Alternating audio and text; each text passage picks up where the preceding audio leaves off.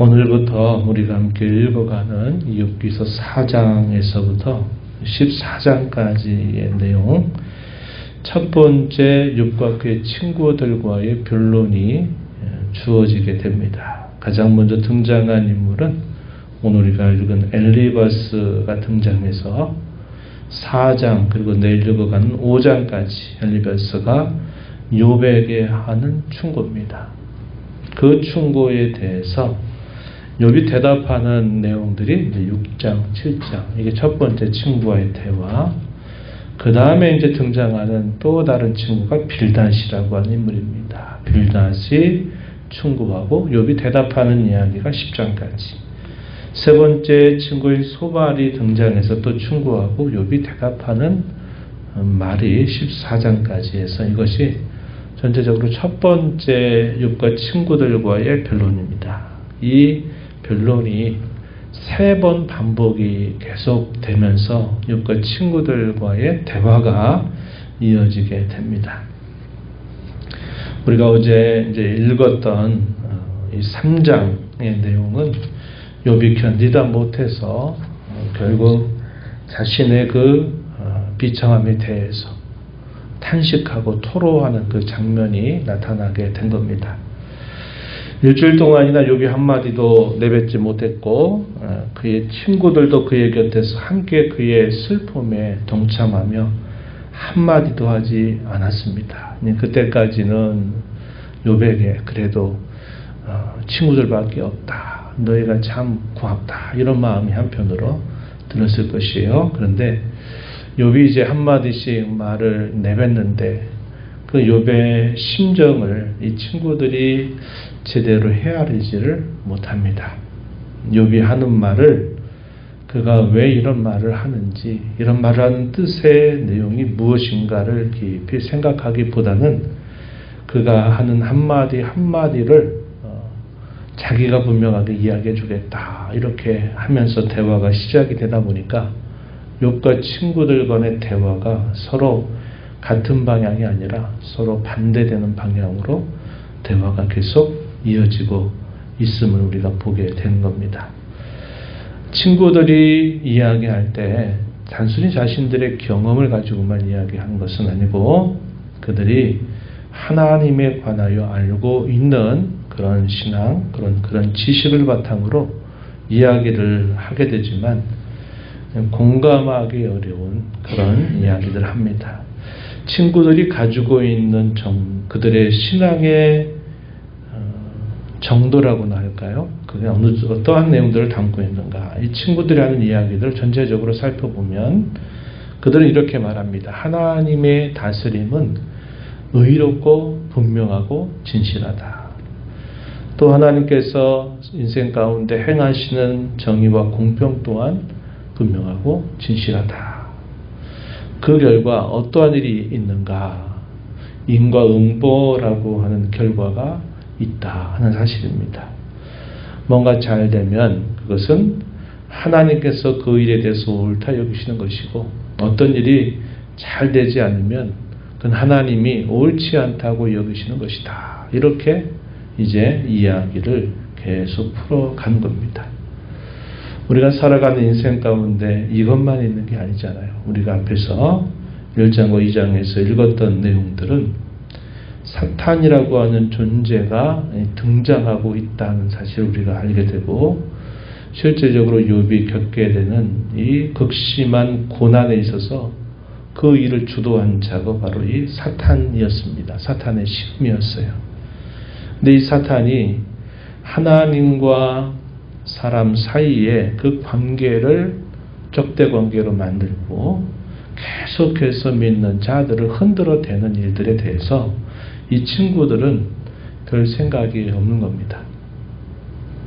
결국 형제가 갖고 있는 그 아픔, 그 고통에 대한 공감, 뭔가 기다림, 이해해주는 그들의 모습이 상당히 부족하다.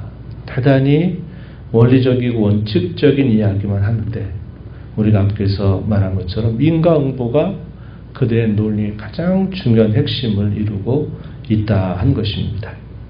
가장 먼저 등장한 이 엘리바스의 경우는 나이가 가장 많은 연장자로 분류됩니다. 그래서 그가 먼저 말을 꺼내게 돼요.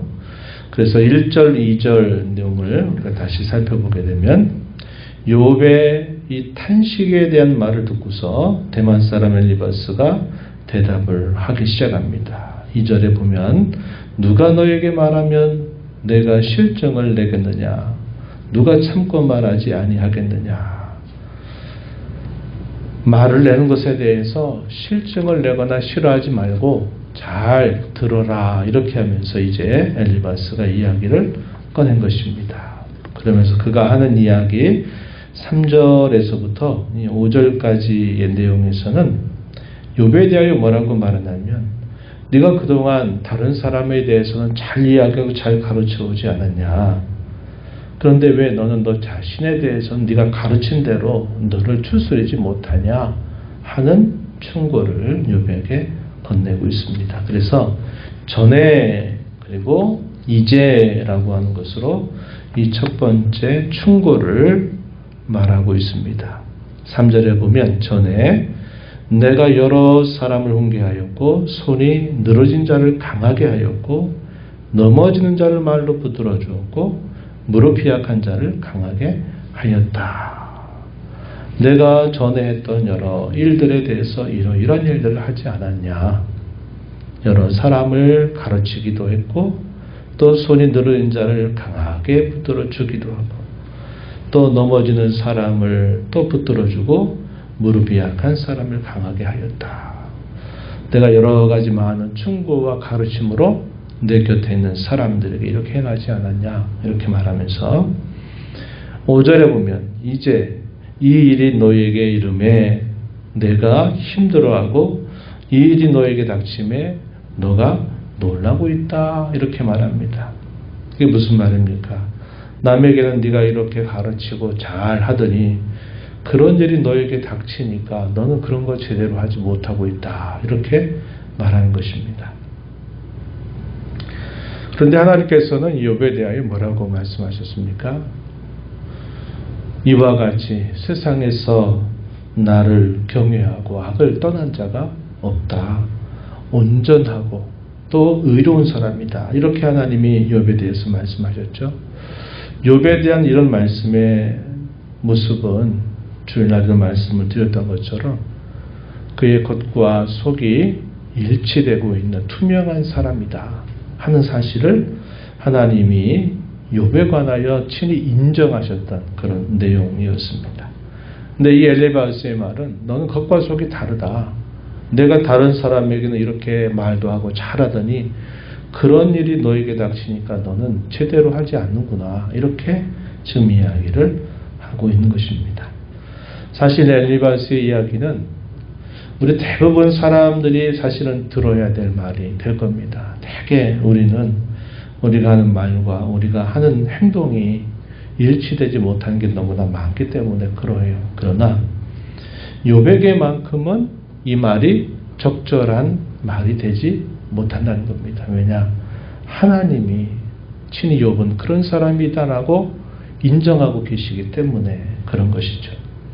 계속해서 엘리바스는 무슨 이야기를 해갔느냐. 6절부터 11절 이런 내용에서 욥 너 한번 잘 생각해봐라.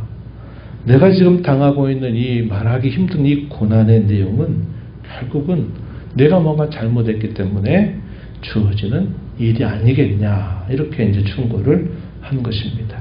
6절에 욥에 대해서 엘리바스가 뭐라고 말을 했습니까?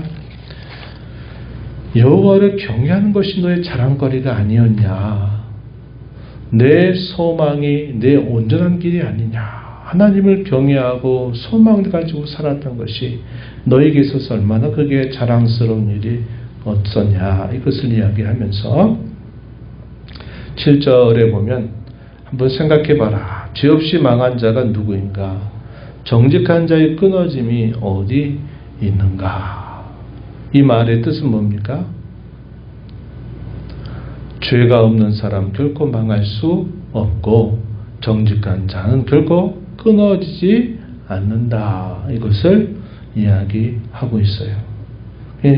이러한 사실들을 바탕으로 해서 그가 하고자 하는 말 8절에 보니까 내가 보건대 악을 밭갈고 독을 뿌리는 자는 그대로 다 거둔다. 이게 인과응보의 원리를 말하고 있는 겁니다. 하나님의 입기운에 멸망하고 그의 꺾임에 사라진다. 이렇게 말했어요. 이것도 역시 인과응보의 논리를 따라서 가고 있는 말이죠. 그러니까 결국 욥이 이렇게 당하는 고난은 너의 잘못과 죄로 인해서 내가 당하고 있는 것이다. 이렇게 말을 하는 겁니다. 우리가 주일날 살핀 것처럼 고난에는 크게 두 가지가 있다 그랬습니다. 하나는 징계의 성격을 가진 고난이 하나가 있고 또 하나는 징계의 성격이 아니라 선을 행하다가 믿음 때문에 당하는 그런 무거운 고난도 있다 하는 사실을 베드로 사도가 말해주고 있는데 이 엘리베스가 아는 이 고난의 이유는 반드시 징벌에 의해서 주어지는 고난이 있을 뿐이다. 이제 이런 이야기만 하고 있는 것이죠. 그러면서 엘리바스는 자기의 이 충고가 얼마나 경험적이고 얼마나 이것이 합당한 것인가 하는 것을 특별한 자신의 체험을 바탕으로 해서 이 사실을 더욱 강력하게 주장합니다.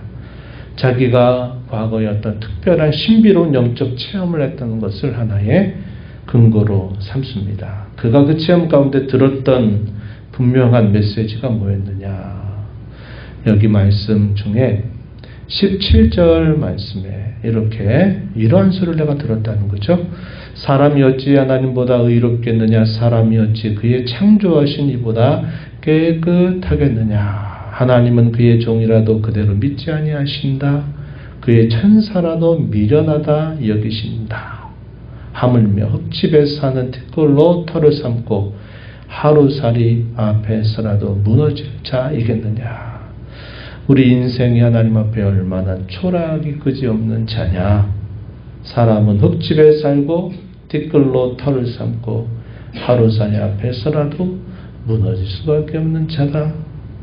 또 20절에 뭐라고 말합니까? 사람은 아침과 저녁 사이에 부스러져 가루가 될 존재에 지나지 않고 영원히 사라지되 기어가는 자가 없을 존재에 불과하다. 이렇게 자신이 신비로운 영적인 체험을 통해서 듣고 깨닫게 된 사실을 말하고 있는 겁니다.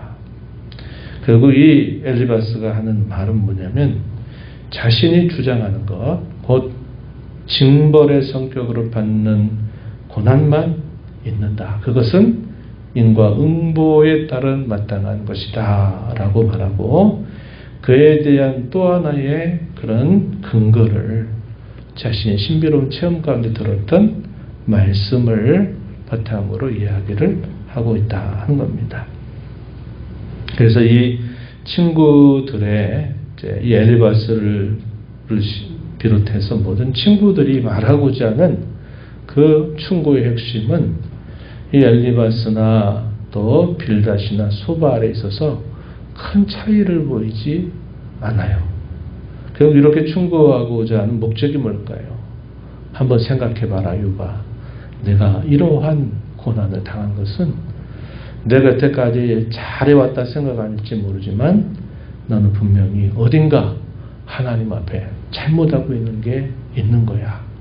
그것이 뭔가를 잘 깨닫고 고백하고 그에 대해서 하나님께 자기의 너의 죄를 다 회개하고 돌이키게 된다면 하나님은 너를 다시 회복시켜 줄 거야. 이 얘기를 한 겁니다. 말하자면 회개하라 이 말입니다.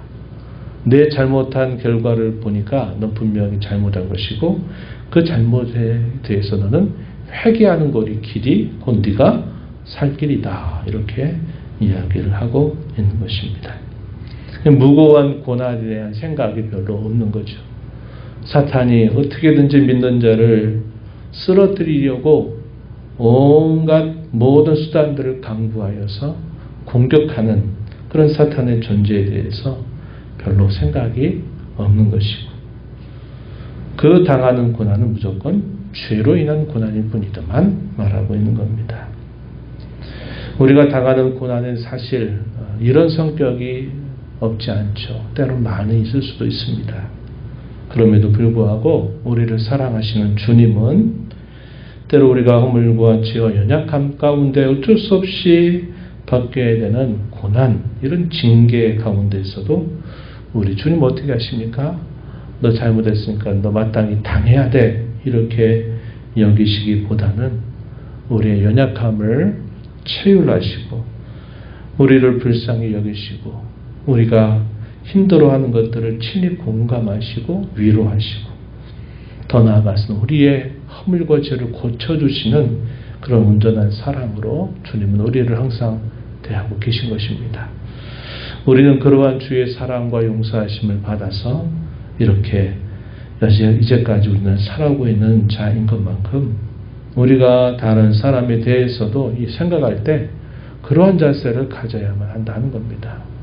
무조건 잘못하고 어려운 일 당하면 뭔가 잘못해서 그렇게 된 거니까 회개하고 돌이켜라. 이렇게 말하는 것은 대단히 한 면밖에 모르는 그러한 모습이 되는 것이죠.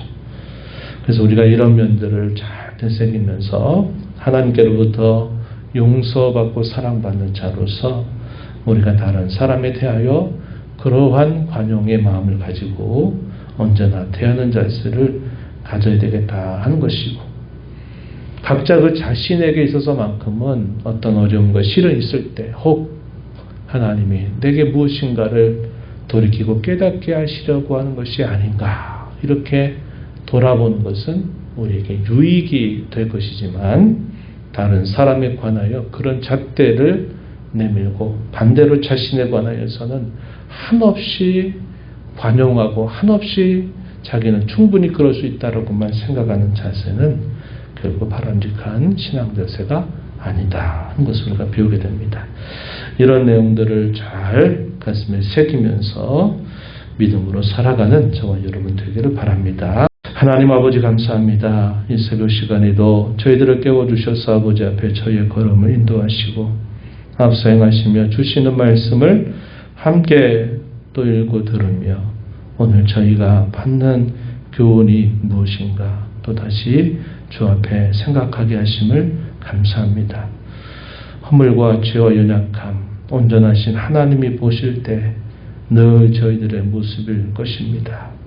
저희들의 신앙 때문에 더 의를 위한 고난을 받는 일보다도 늘 허물과 부족함 때문에 당하는 어려움들이 참 많지만, 그럼에도 불구하고 저희들의 연약함을 동감하시고 체휼하시고 저희들을 불쌍히 여기시며 위로하시며 저희들을 고쳐주시는 그 주님의 사랑이 늘 저희와 함께하고 있음을 저희가 압니다.